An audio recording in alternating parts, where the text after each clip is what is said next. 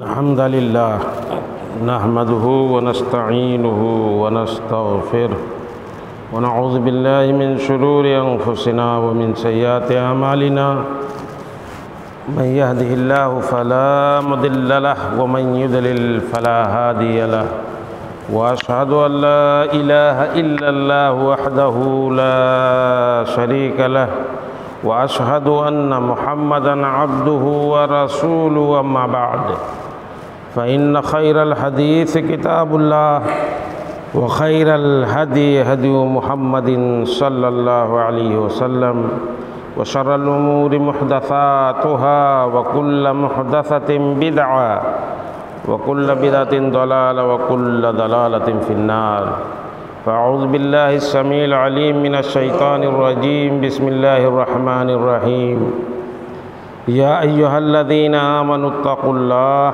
حق تقاته ولا تموتن إلا وأنتم مسلمون يا أيها الناس اتقوا ربكم الذي خلقكم من نفس واحدة وخلق منها زوجها وبث منهما رجالا كثيرا ونساء واتقوا الله الذي تساءلون به والأرحام إن الله كان عليكم رقيبا يا أيها الذين آمنوا اتقوا الله وقولوا قولا سديدا يصلح لكم أعمالكم ويغفر لكم ذنوبكم ومن يطع الله ورسوله فقد فاز فوزا عظيما وقال تعالى في موضع آخر وما أرسلناك إلا رحمة للعالمين حاضرین جمعہ، بزرگان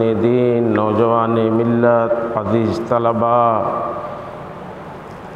سب سے پہلے اللہ رب العالمین کی بڑائی، اس کی حمد و ثناء، اس کے بعد اللہ کے حبیب جناب محمد الرسول اللہ صلی اللہ علیہ وسلم پر بے شمار درود و سلام۔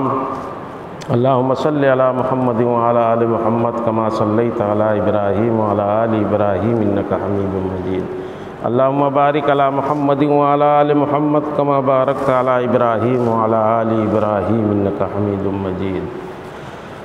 برادران اسلام، جو سلسلہ ہم لوگوں نے شروع کیا تھا مختصر سیرت النبی صلی اللہ علیہ وسلم، اور اس مہینے سے ہم لوگوں نے یہ سلسلہ شروع کیا جو مہینہ ربیع الاول کا مہینہ ہے، جو بابرکت مہینہ ہے، اس واسطے کہ سید الکونین، سید المرسلین، خاتم النبیین جناب محمد الرسول اللہ صلی اللہ علیہ وسلم کی ولادت بسعادت ربیع الاول کے مہینے میں ہوئی تھی۔ اس مہینے سے ہم لوگوں نے کچھ جانا اللہ کے نبی صلی اللہ علیہ وسلم کے بارے میں، آپ کہاں پیدا ہوئے، آپ کا حسب نسب کیا تھا، جوانی تک کے حالات، نبوت کب ملی، نبوت کے بعد مکی زندگی کے حالات و کوائف، پریشانیاں اور مشقتیں دعوت کے راستے میں جو آئیں، اس کے بعد بالآخر ہجرت کر کے مدینہ پہنچے، مدینے میں پہنچ کر کے اللہ کے نبی جناب محمد الرسول اللہ صلی اللہ علیہ وسلم نے اپنی دور اندیشی سے جو فیصلے لیے، چاہے وہ یہود کے ساتھ معاہدہ کا ہو اور یا پھر غزوہ بدر ہو، اس کے علاوہ غزوہ احد اور خندق، یہ سب ہم نے جانا تھا۔ بات آئی تھی صلح حدیبیہ کی، سن 6 ہجری میں ذی قعدہ میں اللہ کے حبیب جناب محمد رسول اللہ صلی اللہ علیہ وسلم نے جو خواب دیکھا تھا کہ ہم بیت اللہ کا طواف کر رہے ہیں، خانہ کعبہ میں داخل ہو رہے ہیں، صحابہ کرام کو سنایا اور تیاری کی ہم عمرہ کریں گے۔ عمرے کی غرض سے 1400 صحابہ کرام کو لے کر کے ہجرت کے سن 6 ہجری کا معاملہ ہے، اللہ کے حبیب جناب محمد رسول اللہ صلی اللہ علیہ وسلم نکلے، اور جب آپ حدیبیہ کے مقام پہ پہنچے، یعنی مکہ پہنچ گئے، تقریباً مکے سے کچھ دوری پر حدیبیہ، وہاں سے اللہ کے نبی جناب محمد رسول اللہ صلی اللہ علیہ وسلم نے حضرت عثمان غنی رضی اللہ تعالیٰ عنہ کو مکہ بھیجا، اور مکے والوں کی خبر آپ تک پہنچ چکی تھی کہ مکے والے ہمیں لوٹانا چاہتے ہیں، عمرہ ادا کرنے سے منع کرنا چاہتے ہیں۔ اور ان لوگوں نے جب یہ سنا کہ اللہ کے نبی جناب محمد رسول اللہ صلی اللہ علیہ وسلم مکہ آ رہے ہیں، تو انہوں نے آپس میں مشورہ کر کے یہ فیصلہ کیا کہ انہیں ہم روکیں گے۔ ہمارے نام کی بات ہے، ہمارے جو ہے عزت و آبرو کی بات ہے، اگر ہم لوگوں نے داخل ہونے دیا انہیں تو پورے عرب میں ہماری بدنامی ہوگی، ہماری عزت جائے گی، لوگ یہ کہیں گے کہ دباؤ میں آ کر کے قریش کے لوگ اور مکے کے لوگوں نے انہیں آنے دیا، مکے میں داخل ہونے دیا اور عمرہ ادا کرنے دیا۔ چنانچہ ان لوگوں نے یہ فیصلہ کیا کہ ہم ان کو واپس بھیجیں گے اور عمرہ کرنے نہیں دیں گے۔ اللہ کے نبی نے حضرت عثمان غنی رضی اللہ تعالیٰ عنہ کو بھیجا کہ جا کے سمجھاؤ انہیں کہ ہم لڑنے کی غرض سے نہیں آ رہے، دعوت و تبلیغ کی غرض سے بھی نہیں آ رہے ہیں، صرف ہم بیت اللہ کا طواف کریں گے، عمرہ کریں گے اور واپس چلے جائیں گے۔ وہ لوگ نہیں مانے۔ اسی بیچ اللہ کے نبی جناب محمد رسول اللہ صلی اللہ علیہ وسلم تک خبر پہنچی کہ عثمان غنی کو قتل کر دیا گیا، مکے کے لوگوں نے قتل کر دیا، شہید کر دیا۔ اللہ کے نبی جناب محمد رسول اللہ صلی اللہ علیہ وسلم نے تمام صحابہ سے بدلہ لینے اور مر مٹنے آخری وقت تک لڑنے کی جو بیعت لی تھی، وہ اسی صلح حدیبیہ کے موقع پر آئی تھی، جسے بیعت الرضوان کہا جاتا ہے۔ اس پیڑ کے نیچے، جس پیڑ کے نیچے اللہ کے نبی اور صحابہ کرام وہاں پڑاؤ ڈالے ہوئے تھے، اس کے نیچے جو بیعت لی تھی کہ ان کے خون کا بدلہ لیا جائے گا، عثمان کے خون کا بدلہ لیا جائے گا، وہی بیعت رضوان ہے۔ 1400 صحابہ جو آپ کے ساتھ عمرے کے لیے نکلے تھے، وہ سب کے سب بیعت کیے تھے، کیونکہ عثمان غنی رضی اللہ تعالیٰ عنہ نہیں تھے، اور وہی انہی کے موت کی افواہ پھیلی تھی کہ انہیں قتل کر دیا گیا، شہید کر دیا گیا۔ تو ایک ہاتھ اللہ کے نبی صلی اللہ علیہ وسلم نے اپنا رکھا اور ایک دوسرا ہاتھ عثمان غنی کے نام پر، یہ عثمان غنی کا نام ہے، ان کی طرف سے بیعت لیتے ہیں۔ بعد میں عثمان غنی رضی اللہ تعالیٰ عنہ زندہ واپس آئے اور کل ماجرا بتلایا کہ ان لوگوں کی نیت ٹھیک نہیں ہے، وہ آنے نہیں دینا چاہتے، اندر مکے میں ہمیں روکنا چاہتے ہیں کہ اس سال تو ہم نہیں داخل ہونے دیں گے، ہماری عزت کی بات ہے۔ عرب میں یہ ایک افواہ پھیلے گی کہ مکے کے لوگ ڈر گئے۔ مکے کے لوگ آئے، اللہ کے نبی جناب محمد رسول اللہ صلی اللہ علیہ وسلم سے بات کی۔ عروہ ثقفی آئے پہلے، انہوں نے بات کی، بات کرنے کے بعد یہاں اللہ کے نبی صلی اللہ علیہ وسلم کا معاملہ بھی سنا، آپ کی شرطیں بھی سنی اور مکے والوں کی باتیں بھی رکھی۔ واپس گئے مکے، کہا کہ ہم نے سنا جو کچھ ان کے مطالبات کچھ ناجائز تو نہیں ہیں، ٹھیک ہی ٹھاک ہیں، میرا تو خیال ہے کہ انہیں آنے دیا جائے اور اپنا کام کر کے، عمرہ کر کے، زیارت کر کے، طواف کر کے وہ واپس چلے جائیں گے۔ مکے کے لوگ تب بھی نہیں مانے۔ وہ مشہور مقولہ بھی انہی کا ہے، عروہ ثقفی کا، کہ انہوں نے کہا کہ خدا کی قسم ہم نے کیسر و کسریٰ کے دربار میں بھی حاضری لگائی ہے، ان کے شان و شوکت کو بھی ہم نے دیکھا ہے، جو اس وقت کی سپر پاور طاقتیں تھیں دو، روم کی اور ایران کی، اس کے بارے میں کہا کہ قیصر جو روم کا حاکم ہوا کرتا تھا اسے کہا جاتا تھا، کسریٰ جو ایران کا حاکم ہوتا تھا اسے کہا کہ قیصر و کسریٰ کے دربار میں بھی ہم نے دیکھا ہے، حبشہ میں نجاشی کے دربار کو بھی ہم نے دیکھا ہے، بڑے بڑے اکابرین اور بادشاہوں کے دربار کو دیکھا ہے، لیکن آج جو مشاہدہ کر کے میں آ رہا ہوں کہ محمد کے ساتھی، محمد کے صحابہ، محمد کے لوگ جو عزت اور جو وقار محمد کو دیتے ہیں اور جو محبت کرتے ہیں، دنیا میں اس کی مثال نہیں ملتی۔ کسی ملک کے حاکم حکمراں اور کسی قبیلے کے سردار کے لوگ اتنا مر مٹنے کے لیے اپنے حکمراں پر نہیں تیار ہوں گے جتنا محمد کے لوگ مر مٹنے کے لیے تیار ہیں، بے حد محبت کرتے ہیں، بے حد عزت اور توقیر کرتے ہیں، احترام کرتے ہیں۔ یہ مشہور مقولہ عروہ بن ثقفی نے کہا تھا مکے میں واپس جا کر کے۔ پھر ان لوگوں نے اور کچھ لوگوں کو بھیجا، سہیل بن عمر بھی اس میں تھے۔ جب آئے بیٹھے تو اللہ کے نبی جناب محمد رسول اللہ صلی اللہ علیہ وسلم سے بات ہونی شروع ہوئی کہ جو ہے صلح کی شرطیں جو ہے متعین کی جائیں اور ان کے وہ شرطیں لکھی جائیں، وہ بنود ایک ایک کر کے۔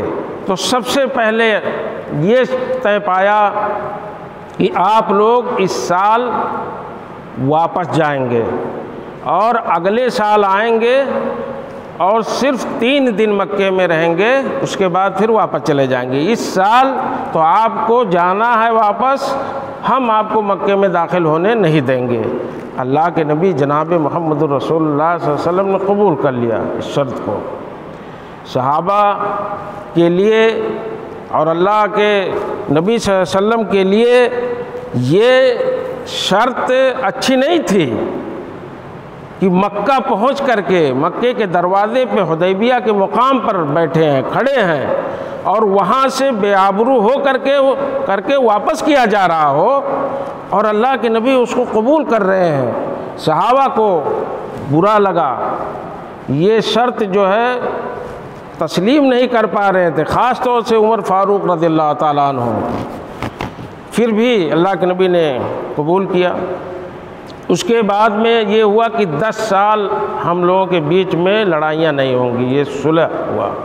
اور قریش کے جو حلیف ہیں، قبیلے بنو بکر کے لوگ، وہ قریش کے ساتھ تھے، اور بنو خزاعہ کے لوگ یہ مسلمانوں کے ساتھ تھے، مسلمانوں کے حلیف تھے۔ تو کہا کہ نہ ہمارے حلیفوں کو آپ لوگ تکلیف دیں گے، نہ آپ کے حلیفوں کو ہم، اور ہم لوگوں کے بیچ میں 10 سال تک لڑائی نہیں ہوگی، جنگ نہیں ہوگی۔ یہ شرط بھی اللہ کے نبی نے مانی۔ اس کے بعد تیسری شرط یہ آئی کہ جو مکے سے مسلمان ہو کر کے آپ کے پاس مدینے جائے گا اسے آپ کو واپس کرنا ہوگا، اور جو مدینے سے واپس مکہ آئے گا آپ کے ساتھیوں میں سے اسے ہم واپس نہیں کریں گے، مکے کے لوگ واپس نہیں کریں گے۔ یہ بھی شرط بہت سخت تھی۔ صحابہ کرام بھر گئے۔ عمر فاروق نے کہا کہ اللہ کے نبی السنا علی الحق وہم علی الباطل، اے اللہ کے حبیب یہ بتلائیے کہ کیا ہم حق پر نہیں ہیں اور وہ باطل پہ ہیں؟ باطل کے لوگ جو سچائی پر نہیں ہیں وہ ہم سے ایسی شرطیں منوا رہے ہیں کہ جو کلمہ پڑھ کر کے ہمارا بھائی بن کر کے مسلمان ہو کر کے مدینہ آئے گا ہم اسے واپس کر دیں گے۔ اللہ کے نبی نے کہا کہ ہاں شرط مان لو، شرط اس میں خیر ہے۔ بہت پریشان ہوئے عمر فاروق، ابو بکر صدیق کے پاس گئے، کہا کہ ہاں اللہ کے نبی ٹھیک کہہ رہے ہو۔ ابو بکر صدیق نے کہا، چنانچہ صلح ہوئی، اور صلح جب لکھا جانے لگا کہ مومن محمد بن عبداللہ صلی اللہ علیہ وسلم، تو سہیل بن عمر نے کہا جو قریش کی طرف سے آئے تھے، مکے والوں کی طرف سے، کہا کہ نہیں، محمد بن عبداللہ صرف لکھو، رسول اللہ نہیں، محمد بن عبداللہ رسول اللہ ختم کیجئے۔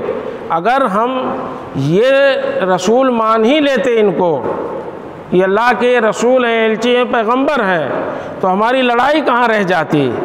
ہم انہیں تو نبی اور رسول مانتے ہی نہیں ہیں، چنانچہ اس کو مٹاؤ۔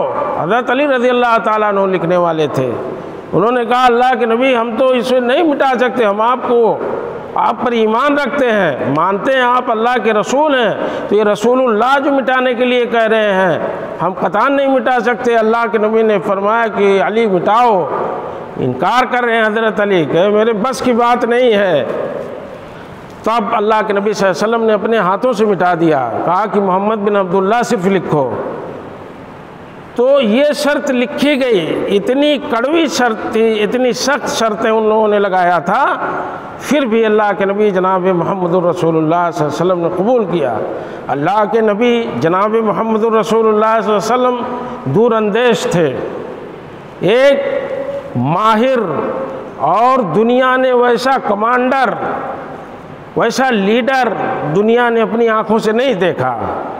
اللہ کے نبی صلی اللہ علیہ وسلم ابھی صلح کر کے واپس آ رہے ہیں، راستے میں بشارت ہوتی ہے، انا فتحنا لک فتحا مبینا۔ اس صلح کو قرآن نے، اللہ نے جبریل کے ذریعے سے اللہ کے نبی صلی اللہ علیہ وسلم اور صحابہ جو غمگین تھے ان شرطوں پر، انہیں خوشخبری دی، کہا یہ فتح مبین ہے، یہ بہت بڑی جیت ہے، یہ بہت بڑی جیت ہے۔ اور چنانچہ ایسے ہی ہوا۔ اللہ کے نبی جناب محمد رسول اللہ صلی اللہ علیہ وسلم مدینے واپس آتے ہیں، اور مدینے واپس آنے کے بعد جب وہاں سے مطمئن ہو گئے، وہ بہت بڑی طاقت تھی عرب کی، قریش کے لوگ، مکے کے لوگ جو پریشان کر سکتے تھے۔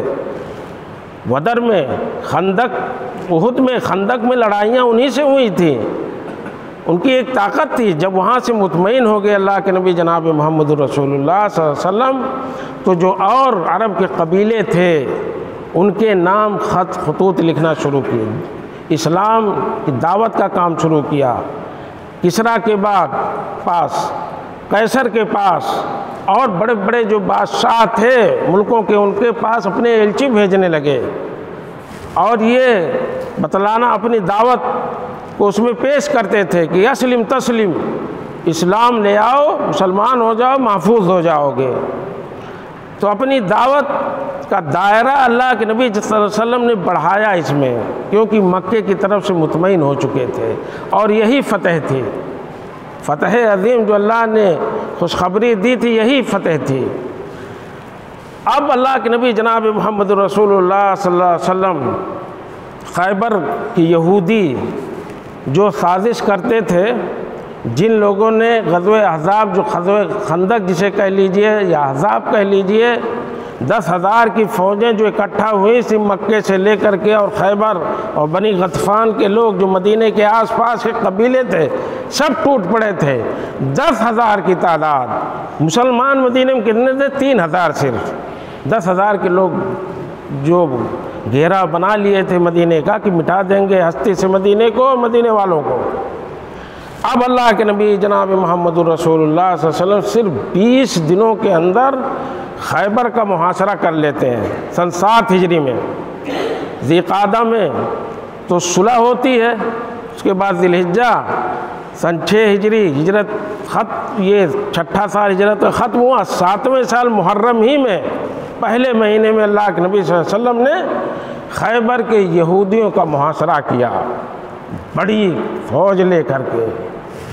اور وہ فوج تھی جو مکمل فوج جسے کہا جا رہا تھا، جس میں میمنہ بھی تھا، میسرہ بھی تھا، قلب بھی تھا، یعنی ہر طرح سے جو دائیں بائیں ہوتے ہیں، آگے پیچھے جو بیچ میں ہوتی ہے، 5 ٹکڑیاں ہوتی ہیں فوج کی، وہی مکمل فوج مانی جاتی ہے۔ اس طرح پوری ایک مکمل فوج بنا کر کے اللہ کے نبی صلی اللہ علیہ وسلم نے جو ہے خیبر کی طرف پیش قدمی کی۔ جب خیبر کے پاس پہنچے، خیبر کے لوگ، وہ لوگ بڑی زرخیز سرزمین تھی خیبر کی، اور یہودی وہاں قابض تھے، 8 قلعے تھے ان کے۔ خیبر کو فتح کرنا کوئی آسان نہیں تھا۔ تو اللہ کے نبی جناب محمد رسول اللہ صلی اللہ علیہ وسلم کو جب دیکھے وہ لوگ مزدور جو تھے ان کے، یہودیوں کے، اپنے فاوڑے لے کر کے اور اپنے ساز و سامان لے کے کام کے لیے کھیتوں میں نکل رہے تھے، صبح کا وقت تھا، انہوں نے دیکھا، کہا کہ محمد والجیش، محمد آ گئے اور ان کے ساتھ مکمل ایک فوج ہے، بھاگ کر کے وہ اپنے گھروں میں گھس گئے۔ اللہ کے نبی جناب محمد الرسول اللہ صلی اللہ علیہ وسلم نے اسی وقت فرمایا اللہ اکبر خربت خیبر، اللہ اکبر خربت خیبر۔ اللہ کے نبی نے فرمایا کہ اللہ اکبر، خیبر تو برباد ہو گیا، خیبر برباد ہو گیا۔ اللہ کے نبی نے یہ فرمایا اور خیبر کا محاصرہ کیا، ایک ایک کر کے ایک ایک قلعہ فتح ہونے لگا، اور ان کا جو سب سے مضبوط قلعہ تھا اس کا محاصرہ کیا، کئی دنوں تک محاصرہ کیے رہے۔ وہاں کا جو لیڈر تھا یہودیوں کا، جو لڑنے والا، جو ان کا جنرل تھا، وہ مرحب تھا۔ اللہ کے نبی جناب محمد رسول اللہ صلی اللہ علیہ وسلم نے کہا رات میں کہ صبح جس کے ہاتھ میں اسلام کا یہ جھنڈا دوں گا، اس کے ہاتھوں پہ اللہ رب العالمین اس مضبوط، جو سب سے مضبوط قلعہ تھا ان کا، خیبر کو فتح دے گا اس کے ہاتھوں پر۔ اور فجر کے وقت بہت جلدی اندھیرے ہی میں، جیسے ہی فجر کا اول وقت ہوا، اللہ کے نبی صلی اللہ علیہ وسلم نے فجر کی نماز ادا کی اور اس کے بعد کہا این علی۔ اللہ کے نبی نے فرمایا کہ علی کہاں ہے، بلاؤ۔ سب کو پتہ چل گیا کہ علی کے ہاتھ میں اللہ کے نبی صلی اللہ علیہ وسلم جھنڈا دینے والے ہیں۔ لوگوں نے کہا کہ علی کے آنکھ میں تو تکلیف ہے۔ اللہ کے نبی نے فرمایا کہ پھر بھی بلاؤ۔ بلائے اللہ کے نبی صلی اللہ علیہ وسلم نے اپنا تھک لگایا، لعاب لگایا ان کی آنکھوں میں، اور ان کی آنکھ درست ہو گئی، ٹھیک ہو گئی۔ اس کے بعد اللہ کے نبی صلی اللہ علیہ وسلم نے ان کے ہاتھ میں اسلام کا جھنڈا دے کر کے اور بھیجا۔ جب قلعے کے پاس پہنچے، مرحب نکلتا ہے، اس نے کہا کہ انا الذی سمتنی امی مرحبا، کہا کہ میں مرحب ہوں، حضرت علی سے کہتا ہے، اور میری ماں نے میرا نام مرحب رکھا تھا۔ حضرت علی رضی اللہ تعالیٰ عنہ نے کہا کہ انا الذی سمتنی امی حیدرہ، میں علی ہوں، میری ماں نے میرا نام حیدر رکھا تھا، شیر رکھا تھا۔ تو اس کے بعد مقابلہ ہوتا ہے۔ مرحب حضرت علی کے وار سے مرحب کا سر تن سے الگ ہو جاتا ہے، اس کا بھائی بفر کر کے غصے میں آتا ہے، وہ بھی مارا جاتا ہے، اور اس طرح سے لڑائی ہوئی اور وہ قلعہ فتح ہو گیا۔ اب دیکھیے، جب خیبر فتح ہوا اور وہاں کے جو قلعے تھے آٹھوں، وہ ان مسلمانوں کے ہاتھ میں آئے، آس پاس کے لوگ فدق کے جو یہودی تھے، وہ خود ان لوگوں نے معاہدہ کیا اللہ کے نبی صلی اللہ علیہ وسلم کے ساتھ کہ جن شرطوں پر یہ خیبر کے یہودی جو آپ کے ساتھ جنہوں نے صلح کیا ہے، انہی شرطوں پہ ہم سے بھی صلح کر لیجئے۔ وہ بالکل قریب تھا خیبر کے فدق، بڑی زرخیز سرزمین تھی وہاں کی، وہاں بھی یہودی تھے، ان لوگوں نے خود صلح کیا، بغیر لڑائی کے فدق جو ہے فتح ہو گیا۔ اور وہ اللہ کے نبی صلی اللہ علیہ وسلم کو پورا، جہاں لڑائی نہیں، مسلمانوں نے نہیں لڑا، وہ اللہ کے نبی صلی اللہ علیہ وسلم کے حصے میں پورا وہاں کا جو ہے جو پیداوار وہاں کی ہوتی تھی، جو وہاں سے کھجوریں آتی تھیں، غلے آتے تھے، وہ اللہ کے نبی صلی اللہ علیہ وسلم کا خاص تھا، کیونکہ بغیر لڑائی کے فدق جو ہے فتح ہو گیا تھا۔ وہ لوگ خود چل کے اللہ کے نبی صلی اللہ علیہ وسلم کے پاس آئے۔ جب یہ علاقہ مسلمانوں کے ہاتھ میں آیا، خوشحالی ہو گئی۔ آپ جانتے ہیں کہ خیبر سے پہلے جب اللہ کے نبی صلی اللہ علیہ وسلم رات میں وہاں ٹھہرے، اور یہ تھا کہ صبح کی نماز پڑھ کر کے اور محاصرہ کریں گے خیبر کا، تب آپ نے کھانا مانگا تھا صحابہ سے اور کہا کہ کھانا لاؤ رات کا۔ جب سب لوگ پیش کیے ڈھونڈ ڈھونڈ کر کے، تو کھانے میں کچھ بچا نہیں تھا، صرف ستو تھے۔ صحابہ کرام فرماتے ہیں کہ ستو بچا ہوا تھا صرف، اور کچھ نہیں بچا تھا۔ اتنی تنگی تھی اس وقت تک مسلمانوں کے پاس۔ ستو کھایا، ستو کھا کر کے سب سو گئے۔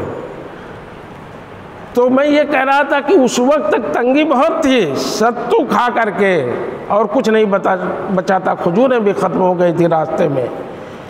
ستو کھا کر کے لڑائی کے خیبر فتح ہوا، تب جا کر کے مسلمانوں کے پاس غنیمت کا مال آیا اور جو ہے خوشحالی آئی۔ اس طرح سے یہ قافلہ بڑھتا رہا، اور اس کے بعد سن 8 ہجری آیا۔ سن 8 ہجری میں مکہ کے قریش نے اپنا جو معاہدہ کیا تھا حدیبیہ میں کہ 10 سالوں تک ہم لوگوں کے بیچ میں لڑائی نہیں ہوگی، 6 میں ہوا تھا، 6 کے آخر میں، 8 میں ان لوگوں نے معاہدہ ختم کر دیا تھا۔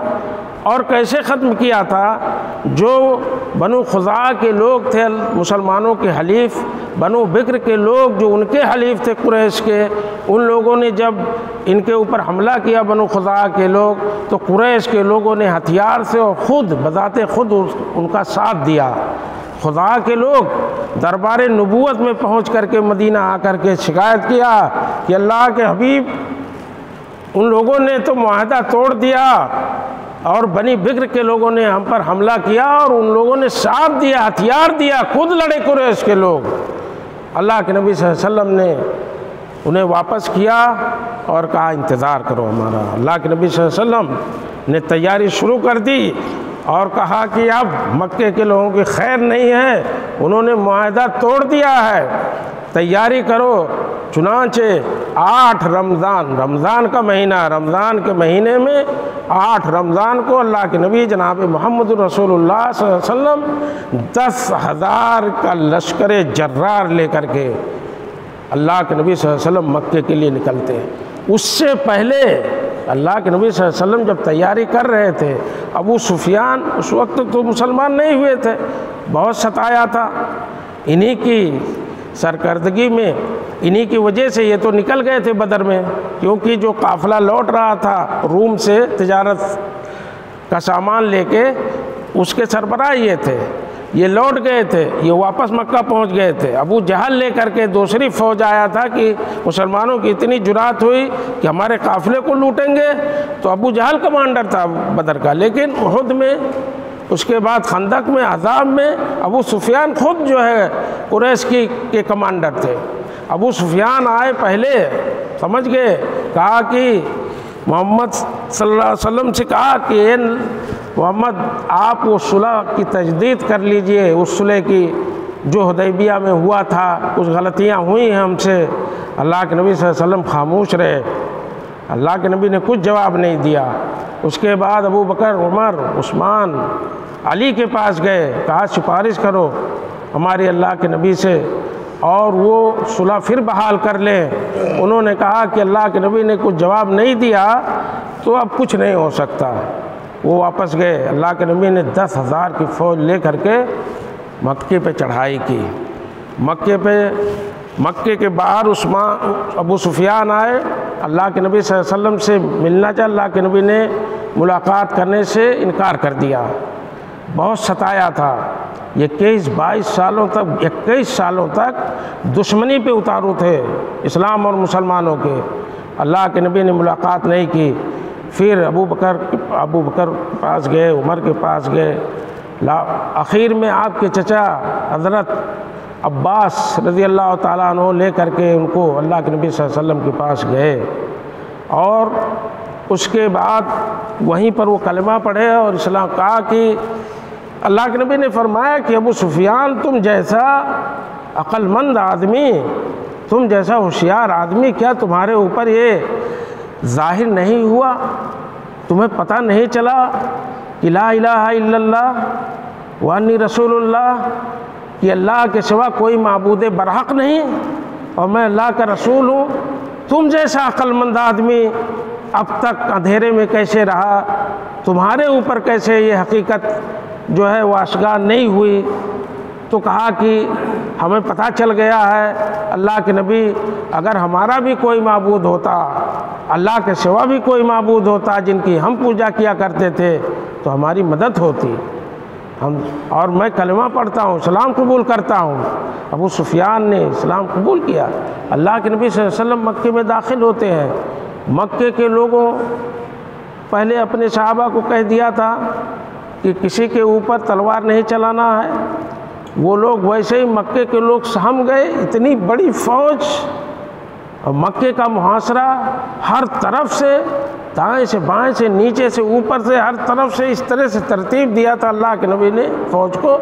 مکے میں داخل ہوئے مسلمان اور قریش کے لوگ سر جھکا کر کے کھڑے تھے۔ اللہ کے نبی نے ایک اعلان کر دیا تھا کہ ابو سفیان جو ان کا سردار تھا، جب اسلام قبول کر لیا تو اللہ کے نبی نے یہ عزت دی اسے کہ ابو سفیان کے گھر میں جو چلا جائے اسے بھی امان ہے، اپنے گھر کا دروازہ جو بند کر لے اس کے لیے بھی امان ہے، خانہ کعبہ میں جو آ جائے داخل ہو جائے اس کے لیے بھی امان ہے۔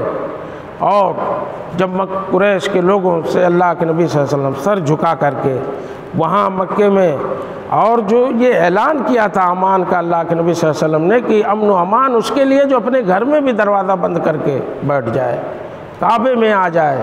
ابو سفیان کے گھر میں شرمندہ تھے کہ جس کو ستایا، مارا، پیٹا، پتھر مارے اور جس کو مکے سے نکال دیا تھا، وہ ایسا برتاؤ ہمارے ساتھ کرتا ہے۔ تو اللہ کے نبی نے فرمایا کہ تمہارے ساتھ کیا برتاؤ کیا جائے، کیا امید مجھ سے رکھتے ہو؟ تو کہا کہ تم کریم ہو، ایک کریم باپ کے بیٹے ہو، تم سے رحم دلی کی اور جود و سخا اور کرم ہی کی امید رکھتے ہیں۔ اللہ کے نبی صلی اللہ علیہ وسلم نے فرمایا کہ تم ہمارے بھائی ہو، اور حضرت یوسف نے جو اپنے بھائیوں کے ساتھ جو معافی کا برتاؤ کیا تھا وہی تمہارے ساتھ ہے۔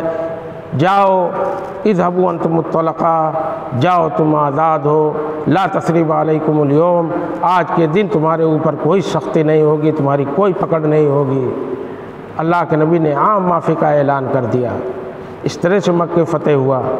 پھر حنین کے لوگ، حوازن اور ثقیف کے لوگ بڑے جو ہے سرکش قبیلے تھے، طائف کی طرف یہ پڑتا ہے، وہاں کے لوگوں نے منصوبہ بنایا کہ مکے پہ حملہ کیا جائے، محمد مکے میں ہیں، مکے کو فتح کر لیا ہے۔ ان کا غلغلہ پورے عرب میں ہو گیا۔ اس طرح سے مکے میں پر حملہ کر کے اور ان سے لڑائی کی جائے اور بدلہ لیا جائے فتح مکہ کا۔ اللہ کے نبی صلی اللہ علیہ وسلم نے رخ کیا، پہلے ہی رخ کیا طائف کی طرف، حنین کی طرف۔ حنین کے مقام پر جو گھاٹی ہے، چاروں طرف پہاڑ ہے، وہاں 12,000 کی فوج تھی مسلمانوں کی، اور مسلمانوں کو اپنی کثرت پر تھوڑا ناز اور گھمنڈ اور غرور ہو گیا تھا کہ اب آج کے دن کون مقابلہ ہم سے کرے گا، اتنی بڑی لشکر جرار ہمارے ساتھ ہے۔ تو وہاں جب پہنچے پہاڑوں میں، وہ لوگ چھپے تھے، تیر اندازی کے ماہر تھے، اور سرکش لوگ تھے، جیسے میں نے کہا لڑاکو لوگ تھے۔ ان لوگوں نے ان پہاڑوں کی گھاٹیوں سے جب تیر چلانا شروع کیا مسلمانوں کے اوپر تو سب تتر بتر ہو گئے۔ یہ جو قرآن نے کہا کہ تمہیں اپنے کثرت پہ گھمنڈ ہو گیا تھا، لقد نصرکم اللہ فی مواطن کثیرہ ویوم حنین، اللہ نے تمہاری مدد اور تمہیں فتح دی بہت سارے مقامات پر، اور حنین میں بھی اذ اعجبتکم کثرتکم فلم تغنی عنکم شیئا، کہا کہ جب تمہیں اپنی کثرت پہ ناز ہو گیا تھا، گھمنڈ ہو گیا تھا، تب تمہاری کثرت نے تمہیں فائدہ نہیں پہنچایا، اور زمین اپنی وسعت کے باوجود تنگ ہو گئی تھی تمہارے اوپر۔ ایک دوسرے پر صحابہ گر رہے تھے، بھاگ رہے تھے، تیروں کا ایسا جو ہے بوچھار کیا۔ اللہ کے نبی ڈٹے رہے، حضرت عباس اور کچھ صحابہ ڈٹے رہے۔ اللہ کے نبی نے کہا عباس رضی اللہ تعالیٰ عنہ سے کہ سب کو آواز دو۔ آواز دیا۔ اللہ کے نبی صلی اللہ علیہ وسلم یہ کہتے ہیں انا النبی لا کذب انا ابن عبد المطلب، میں نبی ہوں، میں جھوٹا نہیں ہوں، اور آگے بڑھتے جا رہے تھے، میں عبد المطلب کی اولادوں میں سے ہوں، اولاد ہوں۔ تو اس طرح سے پھر صحابہ پلٹے، ایسے پلٹے جیسے سیرت کی کتابیں پڑھیں۔ میں بار بار کہتا ہوں کہ ہم لوگ سیرت کی کتابیں نہیں پڑھتے۔ اللہ کے نبی جناب محمد الرسول اللہ ہمارے اسوہ ہیں، ہمارے آئیڈیل ہیں، اور یہ ساری تباہیاں اس لیے سے ہیں کہ ہم لوگ سیرت نہیں پڑھتے، نہیں جانتے کن ادوار میں کیسے برتاؤ کیا اللہ کے نبی نے، کیسے صلح کیا حدیبیہ کا یہود کے ساتھ۔ کمزور تھے تو کیا آپ نے کون سی سیاست اور کون سی تدبیر اپنائی تھی، مضبوط ہوئے تو کس طرح سے آپ نے کام کیا اور عفو درگزر کا کیسا معاملہ کیا لوگوں کے ساتھ۔ دنیا کی تاریخ میں جب آپ سیرت پڑھیں گے تو اس طرح کے واقعات نہیں ملیں گے۔ اللہ سیرت کی کتابوں میں آتا کہ صحابہ کرام اس طرح سے پلٹے اللہ کے نبی کی طرف حنین میں، جیسے گائے کا بچھڑا اگر کھو گیا ہو اور اس کی آواز گائے سنے تو وہ اپنے بچے کی طرف پلٹتی ہے آنکھ بند کر کے، پلٹے صحابہ کرام اور پھر فتح ہوا حنین بھی۔ اس طرح سے یہ میں کہہ رہا تھا، اسی طرح سے پھر اللہ کے نبی جناب محمد رسول اللہ مکہ فتح کر کے حنین فتح ہوا، مدینے آئے، اور آخری لڑائی جو بڑی بھاری لڑائی تھی اور غزوہ اسرا بھی جسے کہا جاتا تنگی کا، فصل تیار تھی مدینے میں، کٹی نہیں تھی، فصل تیار نہیں ہوئی تھی، پتہ چلا کہ روم کا حاکم ہرقل وہ لے کر کے فوجیں مدینے پہ چڑھائی کرنا چاہتا، اللہ کے نبی صلی اللہ علیہ وسلم نکل پڑے۔ بڑی فوج تھی، 30,000 کی فوج تھی، کھانے پینے کا نہیں تھا۔ صحابہ کرام نے جو گھر میں تھا اسی میں ہے کہ صدیق حضرت ابوبکر صدیق نے گھر کا سارا سامان لا کے دے دیا، عمر فاروق نے آدھا دیا، وہ سمجھ رہے تھے کہ سب سے زیادہ میں دے رہا ہوں، لیکن وہاں بھی حضرت عمر فاروق حضرت ابوبکر صدیق سے پیچھے رہ گئے۔ اسی میں حضرت عثمان غنی رضی اللہ تعالیٰ عنہ نے 300 اونٹ ساز و سامان سے لدا ہوا دیا تھا، 1000 سے زیادہ اشرفیاں دی تھیں۔ اللہ کے نبی صلی اللہ علیہ وسلم انہیں اشرفیوں پہ ہاتھ پھیرتے تھے، کچھ نہیں تھا مسلمانوں کے پاس، بہت دور جانا تھا۔ تبوک وہ روم کا شام کا علاقہ جو پڑتا اس کے قریب، یہی سرحد آج بھی، اس کے بعد اردن پڑتا ہے شام کا علاقہ، جارڈن جسے کہتے ہیں، وہاں جانا تھا، کئی دنوں کی مسافت تھی۔ اللہ کے نبی ان اشرفیوں پہ ہاتھ پھیرتے تھے اور کہتے تھے ما ذرہ عثمان ما فعل بعد هذا اليوم، عثمان نے اتنا کچھ کر دیا اسلام مسلمانوں کے لیے، آج کے بعد عثمان کچھ بھی کرے اسے کوئی چیز نقصان نہیں پہنچا سکتی۔ ان کے عام مغفرت کا اعلان کر دیا، اتنا خوش تھے اللہ کے نبی صلی اللہ علیہ وسلم۔ اللہ کے نبی صلی اللہ علیہ وسلم وہاں ٹھہرے رہے تبوک میں کئی دنوں تک، 20 دنوں تک، اس سے زیادہ، لیکن روم کے بادشاہ حاکم کی ہمت نہیں ہوئی آنے کی۔ اللہ کے نبی صلی اللہ علیہ وسلم واپس آ گئے مدینہ، اور یہ سب سے بڑی لڑائی تھی۔ اس کے بعد موتا کی معرکۃ الموتا ہوا، جس میں کئی صحابہ شہید ہوئے، صرف 3000 کی فوج اللہ کے نبی صلی اللہ علیہ وسلم نے بھیجا تھا، کیونکہ موتا کے حاکم نے ایک ایلچی کو قتل کر دیا تھا، اللہ کے نبی صلی اللہ علیہ وسلم نے بھیجا تھا اسی کا بدلہ لینے کے لیے۔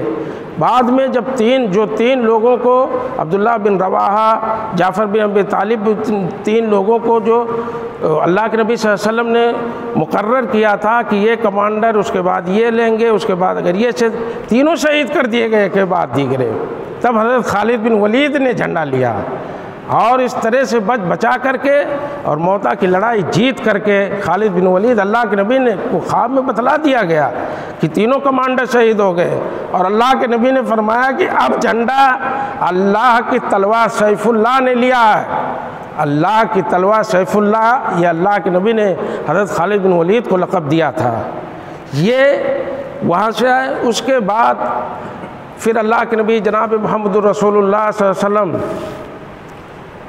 9 میں حضرت ابوبکر صدیق کو حج کے لیے بھیجا۔ آپ کی جو ہے اس سرکردگی میں لوگوں نے حج کیا صحابہ کرام نے، اور 10 میں خود آپ نے حجۃ الوداع کیا، اور اس کے بعد جب اللہ کے نبی صلی اللہ علیہ وسلم وہاں سے واپس آئے حج کر کے، آپ کی طبیعت خراب ہوئی، اور 12 ربیع الاول سن 11 ہجری کو سوموار کا دن تھا، چاشت کا وقت تھا، اللہ کے حبیب جناب محمد رسول اللہ صلی اللہ علیہ وسلم اپنے خالق حقیقی سے جا ملے۔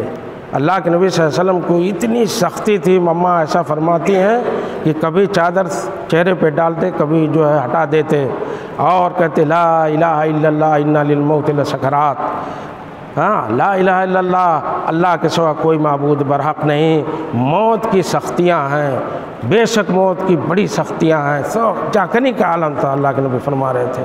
اور اس وقت جو میسج اور جو پیغام امت کو اللہ کے نبی صلی اللہ علیہ وسلم نے دیا تھا اسے یاد کرنا چاہیے تھا۔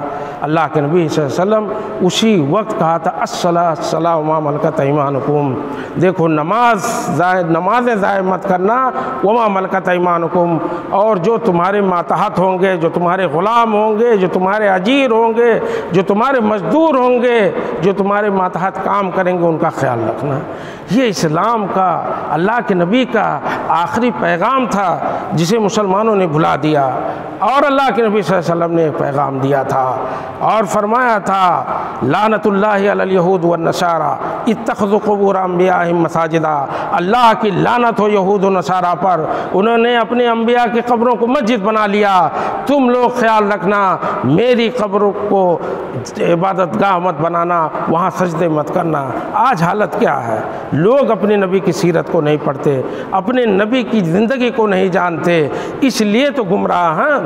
آج آستانوں پہ جا کر کے، مزاروں پہ جا کر کے، مسجد نبوی میں جہاں اللہ کے نبی صلی اللہ علیہ وسلم کی قبر ہے، روضہ ہے، وہاں پر جا کر کے لوگ جو ہے ماتھا ٹیکتے ہیں۔ وہاں تک کی تو حکومت اللہ نے توحید پرستوں کے ہاتھوں میں دی ہے، وہ روکتے ہیں شرک اور بدعات کو، خرافات کو، لیکن امت تو بھٹکی ہوئی ہے۔ اللہ کے نبی نے آخری وقت یہ کہا تھا کہ یہود و نصارہ پر لعنت ہو۔ اللہ کے نبی صلی اللہ علیہ وسلم نے یہ چتایا تھا امت کو، اور آپ جانتے تھے کہ میری امت بھی غلطی کرے گی، تو کہا کہ یہود و نصارہ پر لعنت ہو اللہ کہ انہوں نے اپنے انبیاء کی قبروں کو مسجد بنا لیا۔ ہمارے ساتھ ایسا مت کرنا، میری امت کے لوگ ایسا مت کرنا۔ آج کھو گئی بدعت خرافات میں، شرکیات میں یہ امت کھو گئی، نہ اپنے غلاموں کا خیال رکھا جو آخری وصیت، نہ نمازوں کا خیال۔ تو میں یہ کہہ رہا ہوں کہ بار بار سیرت کو پڑھنا چاہیے، خاص طور سے جب اللہ کے نبی صلی اللہ علیہ وسلم کی ولادت کا مہینہ ہو، تب تو یاد کر لیا کرو، تب تو پڑھ لیا کرو، تاکہ آپ جانیں، یاد رکھو۔ اللہ نے کہا ہے، اللہ نے فرما دیا قرآن کے اندر کہ کوئی جو ہے آئیڈیل نہیں ہے، آئیڈیل اگر ہیں تو جناب محمد رسول اللہ صلی اللہ علیہ وسلم مسلمانوں کے آئیڈیل ہیں۔ اور پھر اللہ کے نبی صلی اللہ علیہ وسلم کی وفات ہوئی۔ اتنا تو مسلمانوں جانو کہ اللہ کے نبی صلی اللہ علیہ وسلم کی کتنی بیویاں تھیں، 11 بیویاں تھیں۔ کچھ نام جانو، کچھ نام جانو، خدیجہ، سودا، حفصہ، عائشہ، ام حبیبہ، ام سلمہ، اور زینب بنت جہاد، زینب بنت خزیمہ، جویریہ، میمونہ، صفیہ، یہ 11 بیویاں اللہ کے نبی صلی اللہ علیہ وسلم کی تھی۔ اسی طرح سے 4 بیٹیاں تھیں، ہے پتہ کسی کو؟ جانتے ہیں مسلمان کہ اللہ کے نبی صلی اللہ علیہ وسلم کی کتنی بیٹیاں تھیں؟ 4 بیٹیاں تھیں، زینب، ام کلثوم، فاطمہ، زینب، رقیہ، ام کلثوم، فاطمہ، یہ 4 بیٹیاں تھیں۔ اللہ کے نبی صلی اللہ علیہ وسلم کے بیٹے بھی تھے، سب وفات پا گئے۔ لڑکیاں بھی تینوں اللہ کے نبی صلی اللہ علیہ وسلم کی زندگی میں وفات پا گئے، صرف حضرت فاطمہ رضی اللہ تعالیٰ عنہ آپ کے بعد وفات پائیں۔ یہ سب جاننا چاہیے۔ 3 بیٹے تھے، عبداللہ، قاسم، عبداللہ۔ قاسم جس کی طرف اللہ کے نبی صلی اللہ علیہ وسلم کی کنیت ہے، ابو القاسم کہا جاتا ہے۔ عبداللہ جن کا لقب طیب طاہر ہے، اور ابراہیم، یہ 3 بیٹے تھے، تینوں کا انتقال ہو گیا اللہ کے نبی صلی اللہ علیہ وسلم کی زندگی ہی میں۔ اتنا جاننا چاہیے مسلمانوں کو، یہ آپ کے نبی کی سیرت ہے، یہ آپ کے نبی کی زندگی ہے، ہم لوگ اس کو نہیں جانتے۔ تمام گمراہیوں کی جڑ یہی ہے، اور تب جو ہم بھٹکے ہیں، جو ذلیل و خوار ہو رہے ہیں، وہ اس وجہ سے کہ ہم نے نبی کو نہیں جانا، نبی کی زندگی کو نہیں جانا، آپ کی سیرت کو ہم نے نہیں جانا، نہ پڑھا اور نہ دنیا والوں تک ہم نے پہنچایا۔ اس لیے ہم گمراہ ہیں، اس لیے ہم پریشان ہیں، ہم لوگ جو ہے مارے جا رہے ہیں، بھگائے جا رہے ہیں، ہمارے شہروں کے شہر، ملکوں کے ملک جو ہے ویران ہو رہے ہیں۔ کوئی وقات نہیں دنیا میں۔ جو اپنے نبی کے بارے میں نہیں جانے گا، جو اپنے نبی کو نہیں جانے گا، آپ کی زندگی کو نہیں جانے گا، وہ زندگی کیسے گزارے گا؟ جب آئیڈیل وہی ہیں، نمونہ وہی ہیں۔ اللہ سے دعا ہے کہ الہ العالمین ہمیں ایمان والا اسلام والا بنائے، ہم اپنے نبی کے بارے میں جانیں، آپ کی سیرتوں کو پڑھیں، اور اللہ ہمیں اس کی توفیق و طاقت دے کہ ہم دنیا والوں تک اپنا خود عمل کریں اور دنیا والوں تک بھی اس سیرت کو اور اس عظیم سرمایہ کو دنیا تک بھی پہنچائیں۔ اللہ ہمیں اس کی توفیق و طاقت عطا فرمائے۔ وآخر دعوانا الحمدللہ رب العالمین، صلی اللہ علیہ نبینا بارک اللہ علی ولکم فی القرآن العظیم، ونفعنی وإیاکم بالآیات والذکر الحکیم، انہ تعالی جواد کریم ملک بر رؤوف الرحیم۔